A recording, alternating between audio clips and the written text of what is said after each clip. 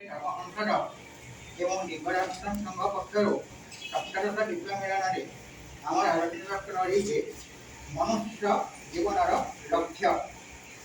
ଅମୃତ ବିନ୍ଦୁରେ ସଦ୍ଗୁରୁ ଅର୍ଜୁନ କହନ୍ତି, ଏ ଜୀବନ ଜୀବନ ନୁହେଁ, ଏ ଜୀବନକୁ ଯେ ଜୀବନ ଦେଇଛନ୍ତି ତାଙ୍କୁ ଜାଣିବା ହେଉଛି ପ୍ରକୃତ ଜୀବନ।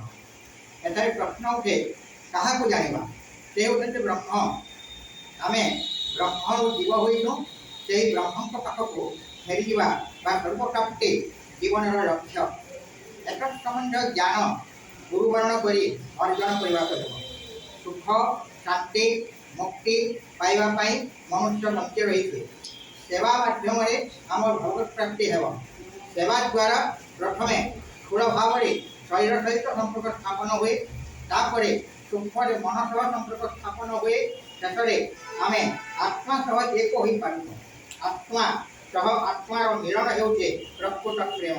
ଜ୍ଞାନରୁ ଅନ୍ନ ପ୍ରତି ବିଶ୍ୱାସ ଜନ୍ମେ, ବିଶ୍ୱାସରୁ ଶ୍ରଦ୍ଧା ଓ ଶ୍ରଦ୍ଧାରୁ ଭକ୍ତିଭାବ ସୃଷ୍ଟି ହୁଏ। ବିଶ୍ୱାସ ଓ ମାନ୍ୟତାର ମିଶ୍ରଣ ଭାବକୁ ଭକ୍ତି କହନ୍ତି।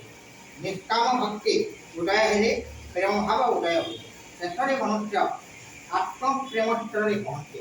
ମନୁଷ୍ୟ ନିଜକୁ ନିଜେ ଭଲ ପାଉଛି, ସେ ଯଦି ଅନ୍ୟକୁ ନିଜକୁ ଭଲ ପାଇବା ବୋଲି ଭଲ ପାଇବ, ତେବେ ସେ ନିଶ୍ଚିତ ଭାବେ ମୁଁ ନିଜେ ଆତ୍ମା ବୋଲି ଭାବି ଆତ୍ମାରେ লীନ ହୋଇପାରିବ।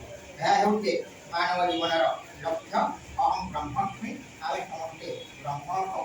ଆମର ଲକ୍ଷ୍ୟ ସବୁ ପ୍ରାପ୍ତି ଦିଗରେ ଏତିକି କହି ମୋର ବକ୍ତବ୍ୟ ସମାପ୍ତ କରୁଅଛି।